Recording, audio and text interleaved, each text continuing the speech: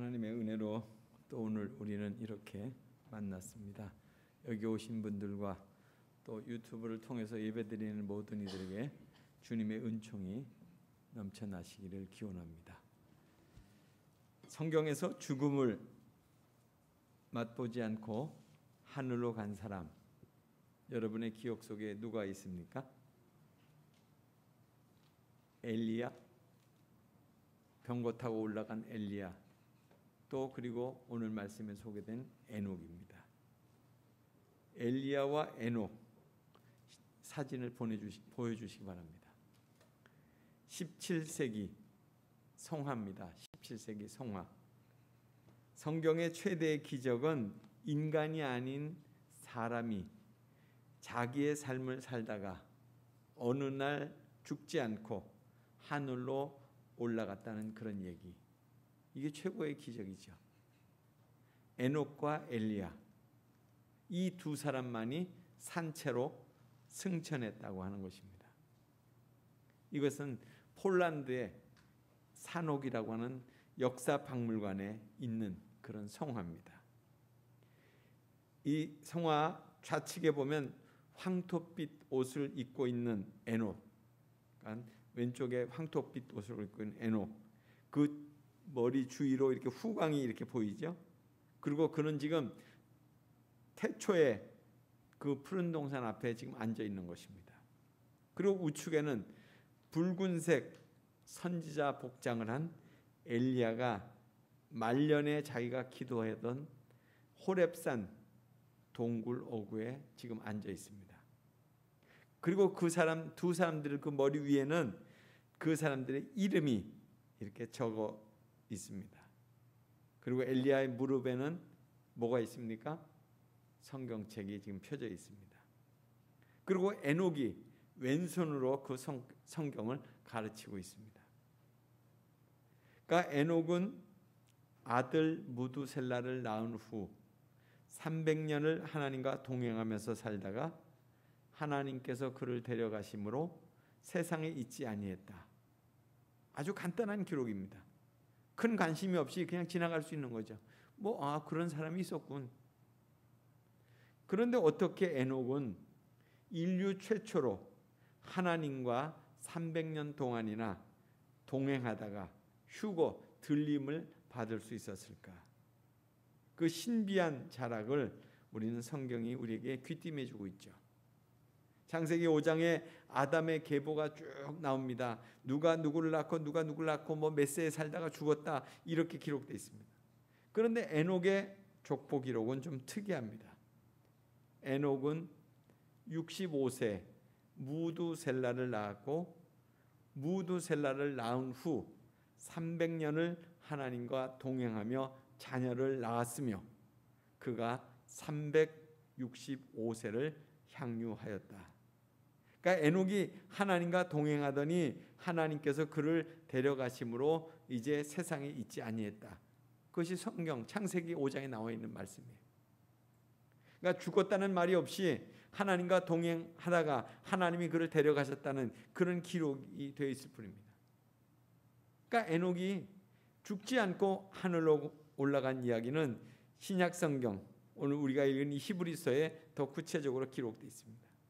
믿음으로 에녹은 죽음을 보지 않고 옮기웠으며, 그러니까 에녹은 하늘로 옮기우기 전에 하나님을 기쁘시게 하는 자라고 하는 증거를 받았다는 거예요.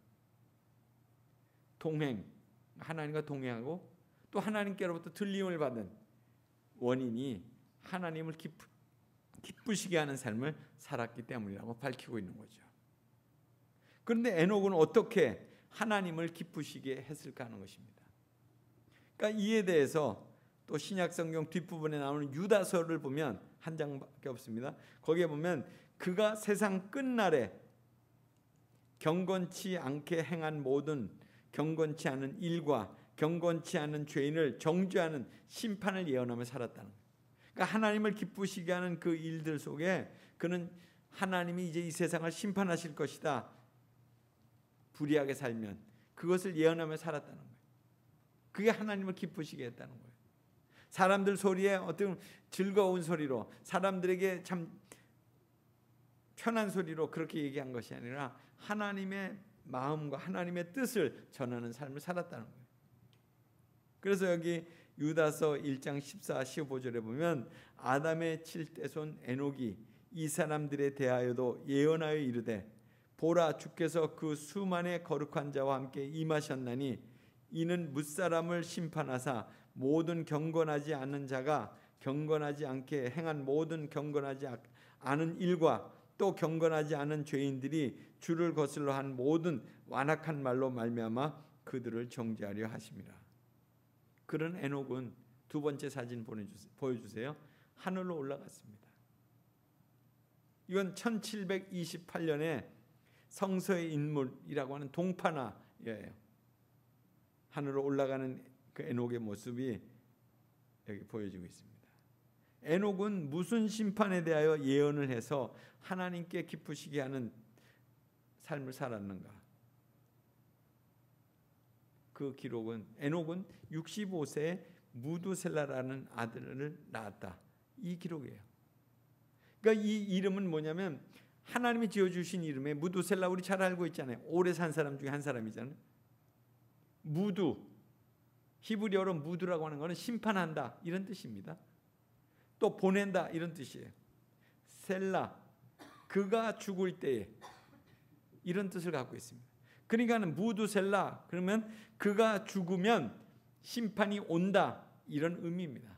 그러니까 무두셀라를 낳았다는 것은 그가 죽으면 이제 심판이 온다 하는 것을 지금 예언하는 그런 의미를 갖고 있는 거죠. 그래서 에녹은 아들 무두셀라가 죽는 날에 이 땅에 심판이 온다는 것을 알렸어요. 심판이 올 거라고 알렸어요. 실제로 계산해 보면 무두셀라가 몇 살에 죽었냐면 969세에 죽었습니다. 그가 죽은 해는 그의 손자 노아가 600세가 된 해예요. 600세가 된 해에 대홍수가 있었습니다. 노아의 가족을 제외한 모든 사람들이 다 멸망한 해였어요. 이러한 종말을 예감한 이 에녹은 죄인의 심판과 종말이 임할 것을 세상 사람들에게 예언하고 계속해서 예언한 거예요. 뭐 노아 때만 예언한 것이 아니고 계속해서 예언한 거예요. 그리고 300년간 그렇게 하나님과 동행하는 삶을 살았다는 그런 기록입니다. 그러니까 믿음으로 에녹은 죽음을 보지 않고 옮기었다고 하는 말씀.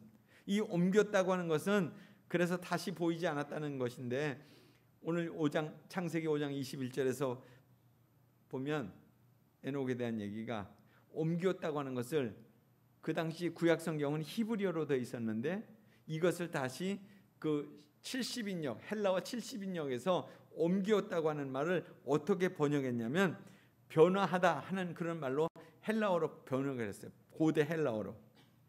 그러니까 이것은 에녹이 죽음을 보지 않고 몸이 변화돼서 하늘로 올려갔다 하는 것을 암시하는 말씀입니다.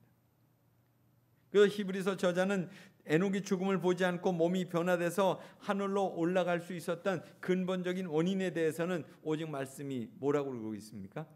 믿음으로 그렇게 됐다는 거예요. 그러니까 구약 성경이나 유대 전승에서 보면 에녹이 어떤 믿음을 소유한 사람이었는지 정확한 기록은 알 수 없습니다. 단지 유대 전승에 의하면 모든 세대의 회개의 표본으로 그 에녹이 소개되고 있을 뿐이에요. 그러니까 성경 말고 성경의 배경이 되는 그런 이야기들이 있었는데 거기는 그렇게 기록이 됐었다는 거예요.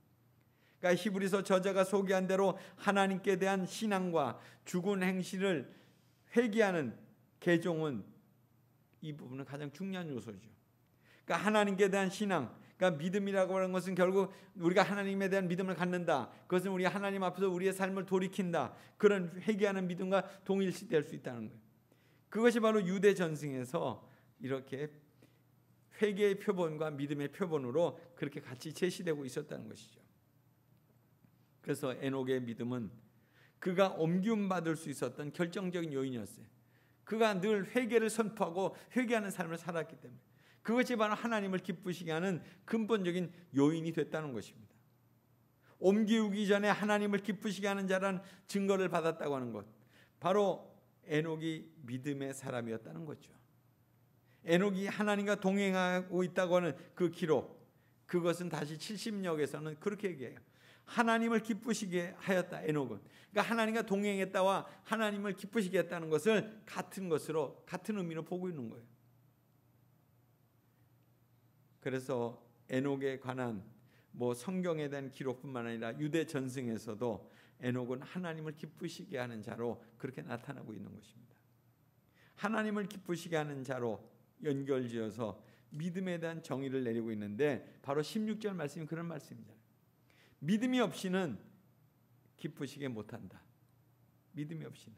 그러니까 에녹은 하나님을 기쁘시게 하는 자로 하나님께서 저를 옮기우셨는데, 하나님을 기쁘시게 하는 것은 이 믿음이라는 것과 아주 필연적인 관계를 맺고 있다는 거예요. 그러니까 믿음이 없이는 하나님을 기쁘시게 한다는 것은 불가능하다, 이런 말씀이죠. 그래서 에녹에게 있어서 이 믿음은 뭐냐? 결국 하나님을 기쁘시게 하는 믿음이 그 믿음의 내용이었다는 거예요. 그래서 오늘 히브리서 저자는 하나님을 기쁘시게 하는 믿음에 대해서 두 가지로 정의를 내리고 있습니다. 첫 번째는 하나님께 나아가는 자는 반드시 그가 계신 것과 반드시 그가 계신다, 그런 믿음. 그러니까 하나님의 존재를 그냥 그래 그분은 계셔, 이런 의미를 얘기하는 것이 아니에요. 하나님이 계셔, 그냥 나도 알고 있어. 우리가 믿지 않는 사람들도 그런 얘기 하잖아요. 그런 것은, 그런 믿음은 야고보서 2장에 보면 사단도 소유하고 있다는 거예요. 사탄들도 그걸 알고 있다는 거예요.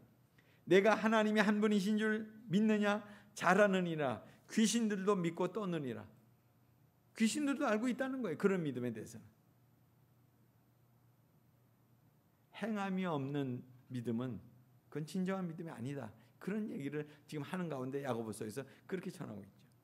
그래서 오늘 여기 지금 히브리서에서 얘기하고 있는 그 믿음, 에녹의 믿음이라고 하는 것은 구약의 선지자들을 통해서 이미 알려졌던 믿음 아니에요.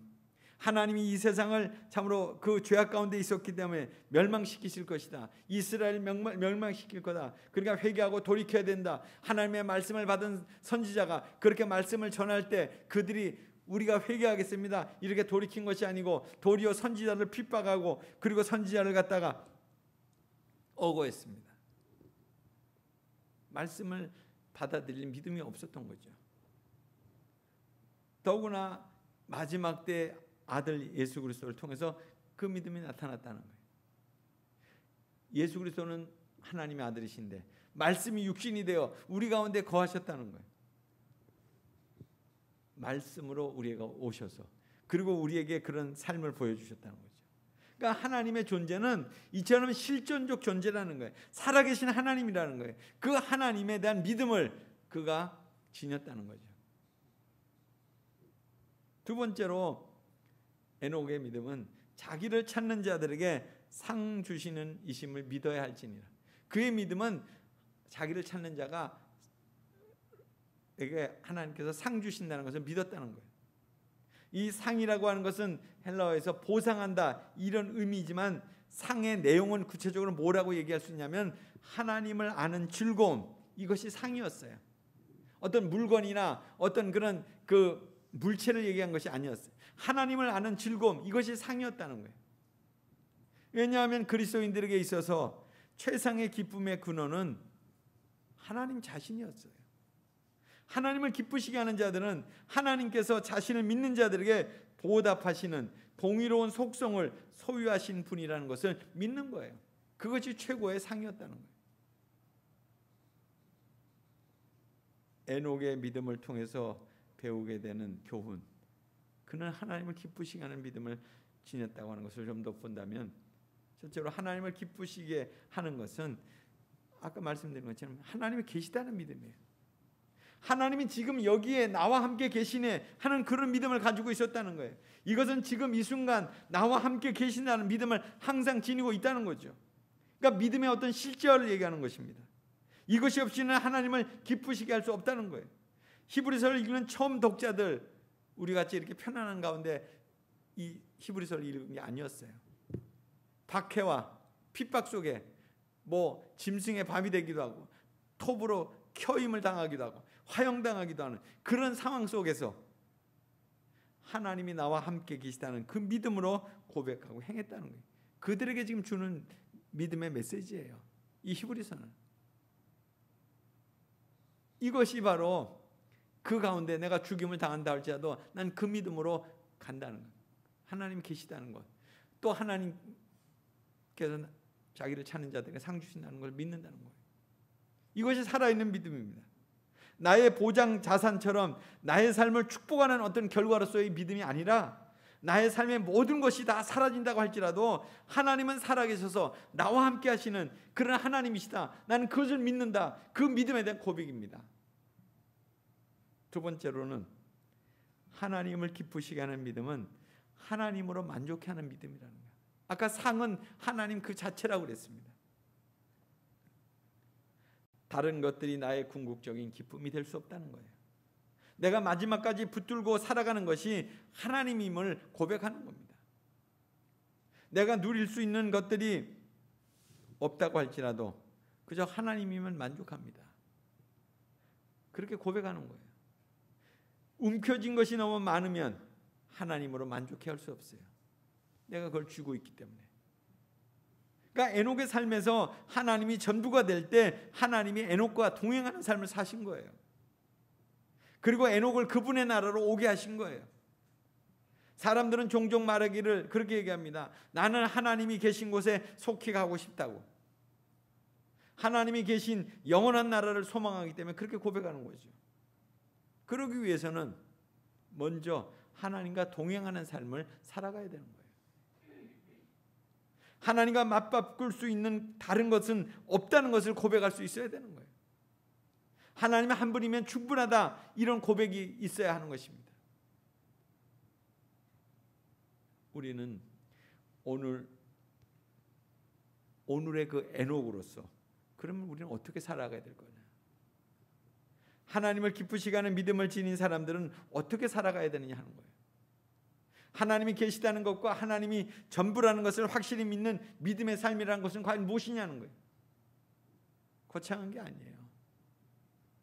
그냥 소박한 자신의 삶의 자리에서 하나님을 만나는 삶을 사는 거예요.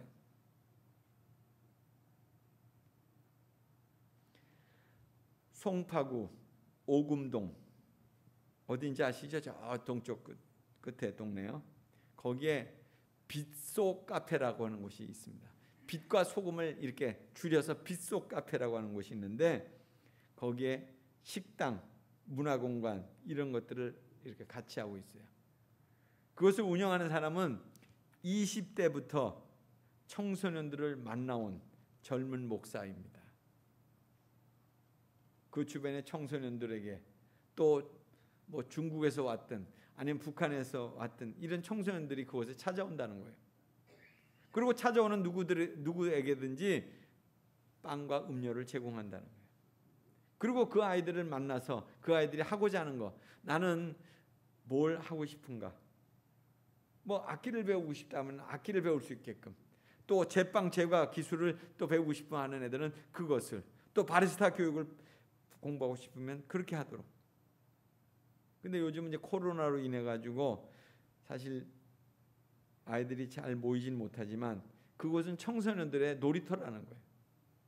뭐 교회 이름을 붙인 게 아니에요. 그냥 빛소 카페예요. 청소년들이 교회에 관심이 별로 없습니다. 그들의 관심은 뭐냐면 돈, 이성이에요. 거기에만 관심이 있어요. 그냥 이 목사도 아이들을 있는 그대로 받아주고 아이들의 뒷바라지를 그냥 해주는 거예요. 그러다 하다가 뭐 그만두고 가버리면 그걸 끝나는 거예요. 자기를 목사라고 생각하지도 않는다는 거예요. 그냥 자기들 생각에 좋은 사람 뭐 이런 정도로 생각하고 있다는 거예요. 그렇지만 이곳을 탐방한 그 기자가 그 목사를 볼 때 언제든지 아이들에게 그 목사가 교회 한번 가볼래? 하면 아마 따라 나설 아이들이 꽤 있는 것 같다는 거예요. 제3자가 그렇게 봤다는 거죠. 아이들과 만나는 일은 사실 하나님 만나는 것처럼 어려운 거예요. 아이들이 그렇게 쉽게 마음을 열지 않거든요. 그들의 마음을 여는 것은 그들과 동행하는 삶을 살지 않고는 이루어지지 않아요. 뭐 빵 하나 줬다고 뭐 마음 열고 뭐 내 얘기에 이래 저래 이렇게 얘기하지 않습니다. 빗속 카페의 그 목사는 하나님을 만나듯이 아이들을 만나고 그들의 이야기를 들어주고 그들에게 누군가를 소개하고 있는 거예요. 요즘처럼 어려운 시기에 우리의 삶은 누군가와 동행하는 삶을 사는 게 더욱 중요한 것 같습니다. 그 동행 가운데 우리가 하나님을 느끼기 때문에 그렇습니다. 말하지 않지만 함께 있지만 마음으로 이미 하나님이 경험되어지는 순간이 오는 거예요. 내가 누구가 동행하고 있다 하는 것은 우리 가운데 내가 그리스도인이니까 우리 가운데 하나님 함께 하시는구나. 그런 순간이 있고요. 그런 순간들이 그 상대방에도 흘러간다는 거예요. 그래서 누군가가 내가 만난 그 하나님을 같이 나눌 수 있다는 거예요. 에녹 이 땅에서 하나님과 동행하는 삶을 살았습니다. 하나님을 늘 느끼면서 그렇게 살아왔어요. 그가 300년 동안 하나님과 동행하는 삶을 살다가 하나님의 부르심을 받은 거예요. 어느 날 갑자기 탁 들려간 게 아니에요. 코로나 4단계를 맞이하는 이번 주부터 우리는 기도와 예배를 드릴 때 이제 우리가 홀로 그렇게 걸어가야 될 그 길이 만들어진 겁니다. 그러니까 오직 하나님의 함께 하심을 의지하면서 가야 되는 그 길을 우리는 또 걷게 됐어요. 이 길이 얼마만큼 가다가 끝이 나게 될지 아무도 몰라요. 지쳐하고 곤고해하고 힘들어하고 어려워하는 그런 사람들의 손을 잡아주는 거죠. 에녹이 그렇게 하다가 하나님께 불리움을 받은 것처럼 또 우리와 늘 동행하시는 하나님이 있다는 것을 잊지 않고 우리가 살아간다면 그렇게 그 사람들과 같이 만나게 될 때 그 사람 속에 하나님이 느껴지게 될 거예요. 우리의 기억 속에 그 하나님과 동행했던 그 에녹 300년을 동행했다는데 이 세상 가운데서 참 하나님의 말씀을 알고 하나님을 먼저 아는 우리로서 내가 하나님을 늘 잊지 않고 살아가는 이 길을 걸어가다 보면 결국 어느 순간에 나와 동행하신 하나님이며 또 어느 누군가에게 또 내가 동행자가 되어준다면 그것은 하나님이 기쁘시게 할 거 아닌가. 참 너무나도 어렵고 힘든 이 시간을 우리가 보내고 있지만 다시금 에녹을 바라보면서 그는 하나님과 동행하다가 하나님께 불륜을 받은 자였다는 것. 바로 우리의 기도와 예배가 나 홀로 하나님 앞에 드려지는 그 순간이지만 그 순간 속에서 결국 하나님을 우리가 또 경험하게 된다는 것.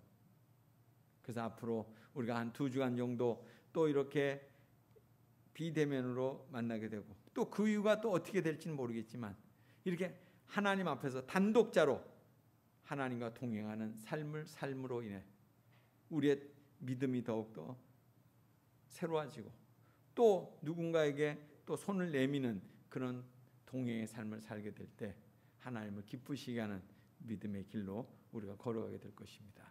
그런 은혜가 우리 모두에게 있게 되기를 간절히 소원합니다. 같이 기도하겠습니다. 하나님, 이 아침에도 저희에게 주님의 말씀 가운데 에녹을 묵상하게 하심을 감사드립니다. 에녹 참으로 단 2줄로 그렇게 참 마감된 인생이었지만 그는 정말 빛나는 인생이었고 하나님께서 기억하시는 인생이었고 또 그 에녹의 믿음을 통해서 수많은 사람들이 도전과 또 은혜를 받고 있습니다. 오늘 우리가 하나님의 말씀을 마음에 담은 자로 그렇게 에녹처럼 하나님 꿋꿋하게 이 험난하고 어려운 세상들을 믿음으로 승리하며 살아갈 수 있는 자들에게 도와주시옵소서.